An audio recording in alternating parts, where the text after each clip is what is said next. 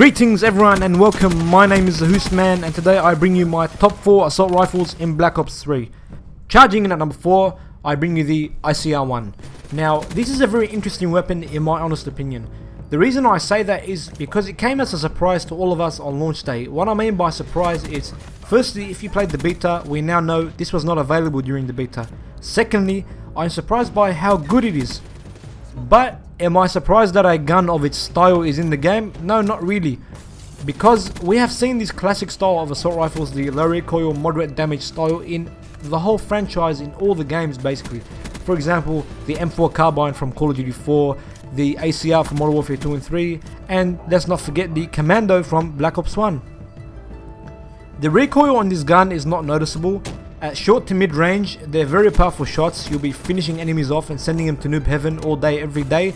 However, at long ranges, there is no observable vertical recoil, but there is some observable horizontal, circular, side-to-side recoil. That is when you're wasting a full magazine. It's got very good iron sights. In this gameplay, you cannot see me using the iron sights, but that's because I had just unlocked the gun and I was using a red dot sight. The iron sights are very useful, very unique. I will not opt out of using the iron sights. Hipfire of this gun, the hipfire of this gun is very inconsistent. I would not rely on it too much. Reload time is one of the fastest and quickest in its class. On this gun, I like to use quick draw and long barrel. Long barrel will just suffice for that long range, and quick draw, just that if I get shot without losing a life or losing too much health, I can aim down the sights and finish enemies off and drive them home. Personally, not my favorite gun, however, a load of fun to use. Following the ICR at number 3, we have the Man of War. Now, the person who named this gun named it correctly. This is a gun for all-out warfare. It is for every single game mode, against all types of enemies, against all types of guns. This was my personal favorite weapon during the beta and is still my personal favorite weapon. I have so much love for this gun. It was the first weapon that I maxed out during the beta. However, that is not interesting. Let's get into some stats. Now, for the recoil, I've noticed that there is an observable pattern. In the beginning there was no observable pattern, but how it works is there is a sort of kick northeast and a kick northwest. That sounds like a song. A kick northeast and a kick northwest, meaning a diagonal kick to the right, a diagonal kick to the left, makes some sort of infinity logo, if you understand what I'm trying to say. If you spray a whole magazine with this gun, you can see that as it's going up vertically, it's also making that left and right kick. Now, it's got amazingly high damage and it's got a very slow fire rate. That's why, in my opinion, if you unlock the rapid fire for this gun, slap it on straight away. Don't think twice, because a rapid fire on this gun will absolutely shred enemies and melt them. Now, it's not very quick to reload. If you want to reload, especially in an objective based game, I would take cover, sit behind some cover, take your time, reload. If you want to use fast mags and waste that attachment spot, by all means do so, but you know, you can be using the attachment spot for other better attachments. Hipfire on this gun never lets me down. However, I wouldn't rely on it too much. I wouldn't rely on the hipfire for any gun too much, to be honest, but the hipfire on this gun is very good, as you can see here. I personally slap on a red dot sight. The iron sights are very good and useful in this gun. They don't cover much of your screen, but sometimes if the recoil gets the better of you, the iron sights may get in the way. Red dot sight just gives me that extra precision and the extra confidence when I'm shooting at longer ranges and mid range.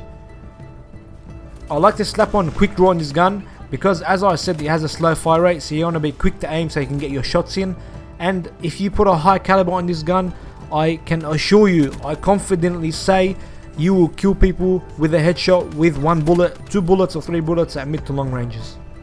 All out, very good gun, one of the best guns for defense and holding objectives. Racing in at number 2, I bring you the Shiva. Now, the Shiva did not cop any nerfing or any high-end over-the-top changes since the beta. It is still the same semi-automatic assault rifle, 2-shot kills, 1 shot to the head, bye-bye. I like to call it the Defender, aka the Barricade. Why do I say that? Is because this is the most efficient gun I have ever used in domination, demolition and hardpoint when I'm defending the objective, picking enemies off at a long range, etc. You know, it takes 3 shots at long range. I'll be honest, it does say 2 shots, 3 shots at long range, sometimes 4. And you need to be very accurate because as you can see, you have a very small magazine. A small magazine of 20 bullets, and shots, as you fire them without realizing, you are wasting bullets. So every shot you miss can be very costly. If you come up against 3 or 4 enemies and you're nearly going to finish them off and then you're stuck, you have to reload, then you're finished. The iron sights are very fun on this gun. However, look, a red dot sight is very needed because you want to be precise with this gun. The red dot sight, the red dot itself helps with precision. The red dot itself, because you can aim, you can calculate, etc. It has a very slow fire rate, so investing in a rapid fire would be good. However, it's not necessary because it is a defensive gun. You're not going to be all out in enemies' faces unless you are that type of player. It has unbelievably high damage, as I've said before. 2-shot kills, 3-shot kills. It looks good. It looks like a classic beast, much like the MK14, etc.